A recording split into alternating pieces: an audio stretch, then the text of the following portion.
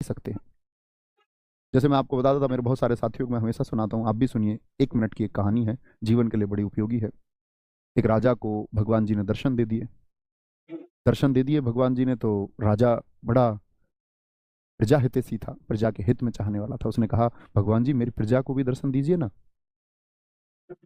Please उनको भी दर्शन दीजिए। उन्होंने कहा कि तुमने इसके लिए मेहनत की है, तुमने इसके लिए रात दिन परिश्रम किया, योग किया, हठ योग किया, तुमने ध्यान लगाया, तो मैं तुम ही को तो मिलूंगा।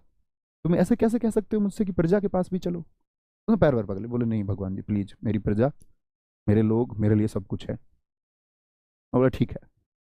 उन्होंने पर्वत स्थल बताया कि मैं यहाँ मिलूंगा, कल अपनी प्रजा को ले आना, सबको दिख जाएंगे। अब राजा ने घोषणा करवाई। उसने कहा भाई साहब कल ऐसे ऐसे वहां स्वयं भगवान आएंगे आपको दर्शन देने।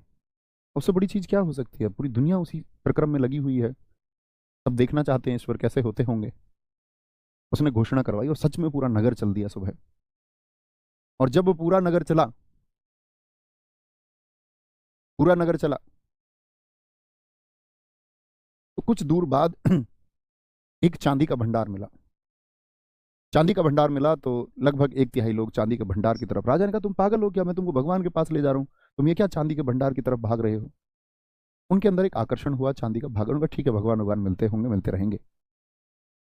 थोड़ा आगे चले, 33% गायब, बचे हुए बाकी 67% है। एक सोने का भंडार मिला,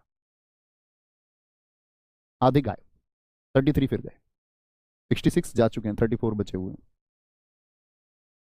ऐसा समझ लो, एक आपका फिर आगे एक और बहुमूल्य धातु का भंडार मिला, बाकी 33 गए। राजा के साथ बचती है रानी। राजा विलाप की स्थिति में है। बोला रानी, देखा तुमने ये लोग, इन लोगों ने क्या किया। मैं इनको ईश्वर के पास ले जा रहा था, मैं उस यात्रा पर इनके साथ था, लेकिन ये लोग उस यात्रा में भटक गए। इनका ध्यान ही नहीं है कहाँ पहुंचना है, क्या करना है। अंत में एक हीरो का ढेर दिखा, रानी भी गायब, रानी भी फुर हो गई। अकेले राजा पहुंचा भगवान जी के पास में। भगवान जी ने कहा तुम अपनी प्रजा को लेके आने वाले थे, कहाँ गई। उन्होंने कहा जी जो सिद्धांत या जो प्रिंसिपल आप मुझे सिखाना चाह रहे थे वह मैं सीख चुका हूँ। सिद्धांत यह है कि हम यात्रा को शुरू तो करते हैं, लेकिन बहुत सारी चीज ऐसी हैं जो हमारी मन की चंचलता, सबसे बड़ा एक कारण होता है कि हम नहीं पहुंच पाते उस मंजिल तक। क्योंकि हम बीच में कुछ चीजें हमको अट्रैक्ट करती हैं, कभी वो चांदी होगा, कभी सोना होगा, वो लड़की होगी, कभी कमेंट सेक्शन होगा, कभी दिमाग में कुलबुलाहट उठेगी जी आंसू पूछ लूं कमेंट में। तो मुख्य फोकस खत्म होने की तरफ, जो मार्ग खत्म होता है वहां पर नहीं है। तो आप लोगों से मित्र मैं ये प्रार्थना करूंगा कि आप भी प्लीज ना भटके। पूरे अध्याय